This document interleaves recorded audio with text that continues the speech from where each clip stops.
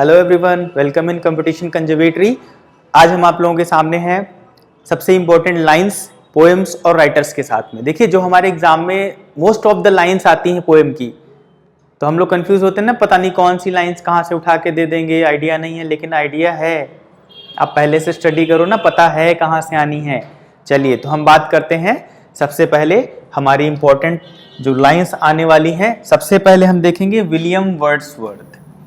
William Wordsworth की जो lines हैं कौन कौन सी अपीयर हो सकती हैं। जी हाँ, विलियम वर्ड्सवर्थ को आप पहचान लीजिए, शायद फोटो से इमेजिनरी बन जाए, माइंड में इमेजिन रहे हमेशा। Is William Wordsworth. William Wordsworth 1770 में इनका जन्म हुआ था और 1850 तक ये जिंदा रहे थे। लास्ट में 1843 में इनको पोएट लॉरेट बनाया गया था और 1850 तक ये पोएट लॉरेट रहे थे। ठीक है, चलिए इनके बारे में हो गया। अब देखिए, इनकी जो लाइंस हैं फेमस, 3 इनकी लाइंस हैं जो आ सकती हैं। 3 पोएम्स इनकी ऐसी हैं जिनमें से इनका ज्यादा से ज्यादा चीजें दी जाती हैं। लाइंस की अगर बात करें, सबसे पहला है टेंटर नेवी। टेंटर नेवी से आता है अगर, तो ये वाली लाइन बहुत फेमस है। The still sad music of humanity and nature never die betray the heart that loved her। ठीक है, ये जो इन्होंने आप सबको पता है, ये नेचर पोएट रहे हैं, नेचर लवर रहे हैं, तो नेचर से ही रिलेटेड मोस्टली इनकी पोएम्स रहती हैं। तो यहाँ पर टिंटर नेवी में जो ये लाइन है, the still sad music humanity and nature never die betray the heart that loved her, है ना, नेचर कभी उसका धोखा नहीं देता जो उसको प्यार करता है।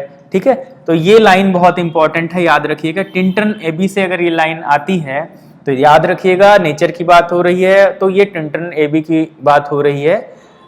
Nature never did betray the heart that loved हर। ठीक है, नेचर कभी उसको धोखा नहीं देता जो उसको प्यार करता है, प्रेम करता है। ठीक है, जो दूसरी पोएम आ सकती है, the world is too much with us. The world is too much with us is written by William Wordsworth. और इसकी जो इंपॉर्टेंट लाइन है वो क्या है, the world is too much with us late. अच्छा, इसी में ये अगर ये लाइन आएगी ना तो पहचान ही जाएंगे कि इसमें से the world is too much with us आ जाएगा, है ना। Late and soon getting and spending we lay waste our powers. ठीक है, तो ये लाइन जो है अपीयर हो रही है, ये कहां से आई है, the world is too much with us, William Wordsworth की काफी फेमस पोएम ये रही है। और लास्ट वन की अगर बात करें, डैफोडिल्स। डैफोडिल्स इनकी बहुत ही फेमस रही है, इसमें से भी क्वेश्चन आ सकता है। ठीक है, I wandered lonely as a cloud. ठीक है, मैं बादलों की तरह अकेला घूमा। ठीक है, I wandered lonely as cloud that floats on high over vales and hills. ठीक है, तो अगर हिल्स, क्लाउड्स, इन सब की बात होती ना, तो बात हो रही है यहां पे डैफोडिल्स की। ठीक है, तो ये 3 पोएम्स जो है वर्ड्सवर्थ की बहुत इंपॉर्टेंट है, इनको याद रखिएगा। Tintern Abbey, the world is too much with us और डैफोडिल्स। ठीक है, चलिए नेक्स्ट पोएट की तरफ आते हैं। Our next poet is William Shakespeare. जी हाँ, विलियम शेक्सपियर की तो फोटोज आप लोग देखते रहते होंगे, ऑलमोस्ट कहीं ना कहीं दिख जाती है, क्योंकि काफी फेमस पोएट रहे विलियम शेक्सपियर। ठीक है, विलियम शेक्सपियर 1564 में इनका बर्थ होता है, 1616 तक ये जीते हैं। ठीक है, William Wordsworth father of essay कहे जाते हैं, father of essay and a great sonneteer. इन्होंने कितने सोनेट्स लिखे, 154, 154 सोनेट्स लिखे हैं इन्होंने। 154 sonnets he has written till now क्या, जब तक ये जीवित रहे उन्होंने 154 लिखे हैं। और कुछ एड्रेस किए अपने फ्रेंड को और कुछ एड्रेस किए हैं डार्क लेडी को। ठीक है जी, सोनेट्स की अगर बात करें तो ये याद रखिएगा। चलिए अभी बात करते हैं हम लोग, now we talk about writings. इनका जो सोनेट नंबर 18 है, ठीक है, 18वां सोनेट, इसकी ये लाइन अपीयर होती, शैल I compare 3 to a summer's day thou art more lovely and more temperate। ठीक है, तो ये वाली लाइन आप ध्यान रखेंगे, सोनेट 18 से ये अपीयर होती है। ये किसकी लाइन है? अक्सर करके यही पूछा जाता है, whose line is this। ठीक है, तो ये सोनेट 18 से ली गई। और दूसरी जो इंपॉर्टेंट सोनेट से लाइन है वो है सोनेट 138।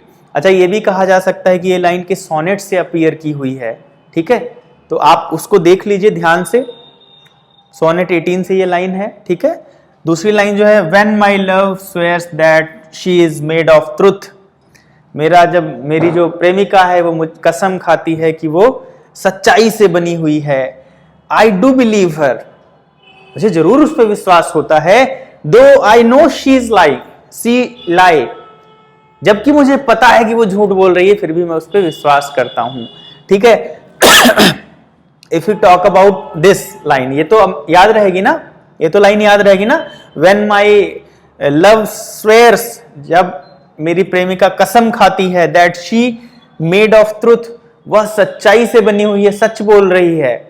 ठीक है, तब मैं उसका बिलीव करता हूं। I do believe her though I know, जबकि मुझे पता है, she lies, वो झूठ बोलती है, झूठ बोल रही है। ठीक है, तो ये लाइन अपीयर होती 138 सोनेट में। सोनेट 138 बहुत ही फेमस है, ऑलमोस्ट एग्जाम्स में पूछी जाती है, तो बहुत ध्यान रखिएगा इसका। The 7 ages of man. ठीक है, the 7 ages of man from as you like it. As you like it से ये लिया गया है, 7 ages of man, as you like it. ये लाइन देख लीजिए, ऑल द वर्ड, यहां पे इसका मतलब है is, all the world is a stage, सारा संसार एक स्टेज की तरह है। And all the main and women merely players, और जो भी आदमी और औरतें हैं वो सारे यहाँ पे प्लेयर्स हैं, कैरेक्टर्स हैं। ठीक है, तो द 7 एजेस ऑफ मैन में अपीयर होता है from as you like it. ठीक है, तो ये 3 जो राइटिंग्स हैं ये विलियम शेक्सपियर की बहुत ही इंपॉर्टेंट हैं। स्क्रीनशॉट कर लीजिए आप लोग, इसको स्क्रीनशॉट कर लीजिए, ध्यान से पढ़ लीजिएगा दोबारा। चलिए नेक्स्ट जॉन मिल्टन पे आ जाते हैं जी। John Milton, the most famous poet John Milton, जो अपनी यंग एज में अंधे हो गए थे। He became blind in his young age. ठीक है, यंग एज में ये अंधे हो जाते हैं। तो जॉन मिल्टन का जन्म 1608 में हुआ था और ये 1674 तक जीवित रहे। ठीक है, ऑलमोस्ट 60 कितने ईयर जिए हैं ये, हाँ ऑलमोस्ट 66 ईयर्स जीवित रहे हैं। ठीक है, जिसमें ये कुछ जवानी के बाद में अंधे हो गए थे। जी हाँ, तो जॉन मिल्टन की बात करें हम, इनकी भी 2 ऐसी राइटिंग्स हैं जिनसे बहुत ज्यादा लाइंस आती हैं और क्वेश्चंस आते हैं। Then first is on his blindness. On his blindness, अपनी ब्लाइंडनेस के बारे में ये लिखते हैं, ये ब्लाइंडनेस के बाद में लिखते हैं। They also serve who only stand and wait. वो भी काम करते हैं, वो भी सर्व करते हैं जो सिर्फ खड़े और इंतजार कर रहे हैं। ठीक है, इसका मतलब ये है। Paradise Lost, the second one, the most epic poem of John Milton, Paradise Lost, महाकाव्य कह सकते हैं। Better to reign in hell than serve in heaven, मतलब कहने का मतलब है कि इससे बेहतर कि मैं स्वर्ग में जाकर किसी को सर्व करूं, किसी की नौकरी करूं, इससे बेहतर है कि मैं नर्क में जाके वहां का राजा बनूं। ठीक है, better to reign in hell than serve in heaven, and the mind is its own place and in itself can make a heaven of hell and hell of heaven. हमारा जो माइंड है वो खुद ही एक जगह है। हमारा माइंड ही किसी भी प्लेस को स्वर्ग बना सकता है या किसी भी स्वर्ग को नर्क बना सकता है। इन लाइंस का ये मतलब है, पैराडाइज लॉस्ट से ली गई हैं। तो जहां पर भी मोस्टली स्वर्ग और नर्क की बात हो जॉन मिल्टन के द्वारा, ठीक है, तो वहां पे मोस्टली वो लाइन कहां से ली गई होंगी, पैराडाइज लॉस्ट से। ठीक है, तो on his blindness and Paradise Lost are the most important poems and these lines are most important for your exam. Screenshot कर लीजिए इनको। ठीक है जी, चलिए नेक्स्ट क्वेश्चन पे नेक्स्ट राइटर पे आ जाते हैं। Alfred Lord Tennyson. जब विलियम वर्ड्सवर्थ की मृत्यु होती है 1850 में, जब विलियम वर्ड्सवर्थ मर जाते हैं तो 1850 में इनको पोएट लॉरेट बनाया जाता है। ठीक है, ही बिकेम पोएट लॉरेट इन 1850। 1850 में ये विलियम शेक्सपियर जब विलियम वर्ड्सवर्थ जब मर जाते हैं तब इनको, क्योंकि वो पोएट लॉरेट ही होते हैं, इनको पोएट लॉरेट बना दिया जाता है और प्रिंस अल्फ्रेड की सिफारिश पे ये बनते हैं। ठीक है, चलिए तो बात करते हैं इनकी जो दो फेमस पोएम्स हैं, बहुत ही फेमस रही हैं। ठीक है, बहुत ही फेमस पोएम्स इनकी रही हैं। Ulysses, to strive, to seek, to find and not to yield, है ना, थकना नहीं, रुकना नहीं है, लगे रहना है। ठीक है, the brook, men may come and men may go but I go on forever, लोग आएंगे जाएंगे लेकिन मैं हमेशा चलता रहूंगा। ठीक है, तो ये दोनों लाइंस जो हैं यूलिसिस एंड द ब्रूक से, ये काफी इंपॉर्टेंट है। यूलिसिस वाली तो अक्सर करके अपीयर होती है। ठीक है, इससे अलग अलग क्वेश्चंस बना के पूछे जाते हैं। चलिए, तो अल्फ्रेड लॉर्ड टेनिसन का जो काल रहा है 1809 से 1892 रहा है। ठीक है, ये 19th सेंचुरी के पोएट रहे हैं। चलिए, come to the next one, अगले पोएट पे आ जाते हैं, रॉबर्ट फ्रॉस्ट। रॉबर्ट फ्रॉस्ट हमारे सामने है। रॉबर्ट फ्रॉस्ट जो है ये 1874 से 1963 तक इनका काल रहा है। इट मींस इनकी जो राइटिंग्स रही हैं वो कब रही हैं? मोस्टली 20th सेंचुरी में। ठीक है, 1900 के बाद में 20th सेंचुरी स्टार्ट हो गई। अब 1874 से 1900 तक जो 19वीं शताब्दी रही उसमें तो ये सिर्फ 26 के साल के रहे ना, तो उसमें राइटिंग्स में तो नहीं फेमस रहे। उसके बाद ही रहेंगे तो मोस्टली इनको अगर कहा जाएगा तो ये पोएट हैं 20th सेंचुरी के। ठीक है, चलिए तो बात करते हैं इनकी फेवरेट इनकी नहीं, फेमस जो stopping by woods on a snowy evening. ठीक है, ये पोएम इनकी जो है। और दूसरी द रोड नॉट टेकन, जो रास्ता अभी तक लिया ना गया हो, जिस रास्ते पे कोई गया ना हो। Stopping by woods on a snowy evening मतलब एक स्नोवी इवनिंग जब बर्फ पड़ रही है और उसमें जो है हमें नेचर रोक रहा है। चलिए, तो woods are lovely dark and deep but I have promises to keep and miles to go before I sleep. जी हाँ, कितनी अच्छी लाइंस लिखी हुई हैं। तो ये अपीयर होती हैं stopping by woods on a snowy evening. दूसरा जो है the road not taken, two roads diverged in a yellow wood and first I took the one less travelled by, जो मैंने रोड ली है वो लेस ट्रेवल, उस पर ज्यादा कोई नहीं गया है। ठीक है, तो ये दो पोएम अपीयर हुई हैं, stopping by woods on a snowy evening and the road not taken. ये इनकी इंपॉर्टेंट पोएम्स हैं रॉबर्ट फ्रॉस्ट की, और इनमें से क्वेश्चंस आपके एक ना एक तो कंफर्म है, आएगा ही आएगा। चलिए, स्क्रीनशॉट कर लीजिए इसको भी। इसके बाद बताते हैं हम कुछ इंडियन पोएट्स हैं, उनकी जो राइटिंग्स हैं कौन कौन सी आ सकती हैं। चलिए, पहले बात कर लेते हैं अलेक्जेंडर पोप। अलेक्जेंडर पोप जो है इनकी बस एक ही बहुत फेमस है जिससे आपकी लाइन्स आ सकती हैं, the rape of the lock. The rape of the lock is the famous बहुत रही है ये poem, the rape of the lock. ये आपकी बैचलर ऑफ आर्ट्स में भी इंग्लिश लिटरेचर में पढ़ाई जाती है, मास्टर ऑफ आर्ट्स में भी पढ़ाई जाती है। The rape of the lock बहुत फेमस है।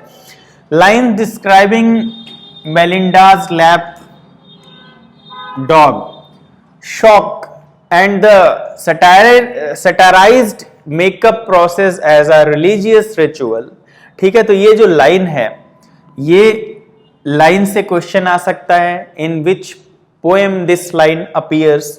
ठीक है, या फिर who is the writer of these lines. ठीक है, इस तरीके से क्वेश्चंस आ सकते हैं। अलेक्जेंडर पोप का जीवन काल 1688 से 1744 तक रहा है।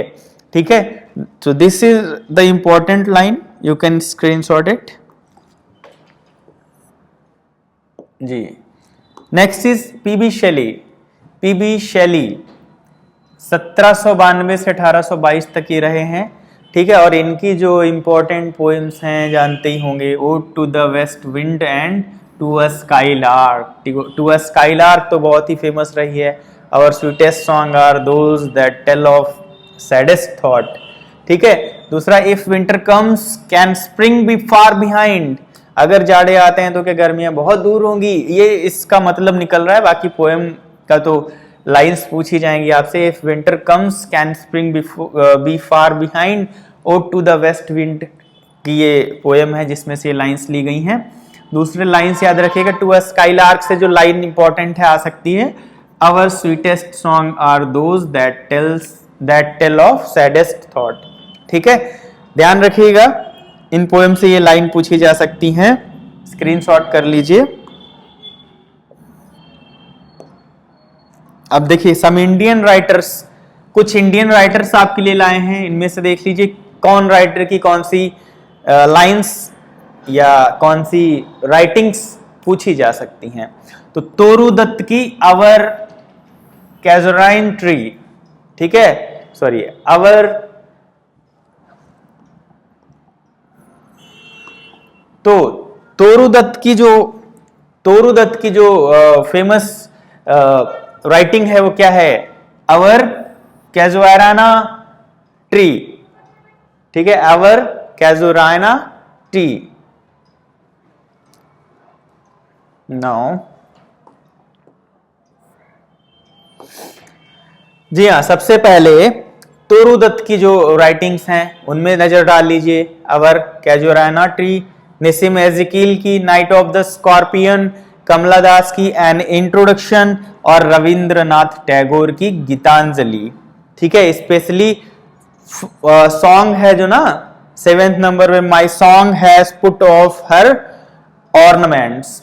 ठीक है, my song has put of her ornaments. तो ये जो इंपॉर्टेंट लाइंस हैं, इंपॉर्टेंट राइटिंग्स हैं, इनमें से पूछी जा सकती है कि राइटिंग किसकी है। हालांकि निसिम एज़ेकिएल की तो ये बहुत ही फेमस राइटिंग है, नाइट ऑफ द स्कॉर्पियन। तो नाइट ऑफ द स्कॉर्पियन तो याद रखिएगा निसिम एज़ेकिएल की है। ठीक है, इसमें राइटर की माँ को बिच्छू डंक मार देता है, वो स्टोरी है। तो ये राइटर्स हैं जिनकी आज हम लोगों ने बात की है, बहुत इंपॉर्टेंट है हमारे एग्जाम के लिए। ध्यान रखिएगा, बहुत ज्यादा नहीं है, बहुत शॉर्ट में इनको याद रखिएगा। ठीक है, चलिए मिलते हैं कुछ और जानकारी के साथ में नए वीडियो में। Thank you, thanks a lot.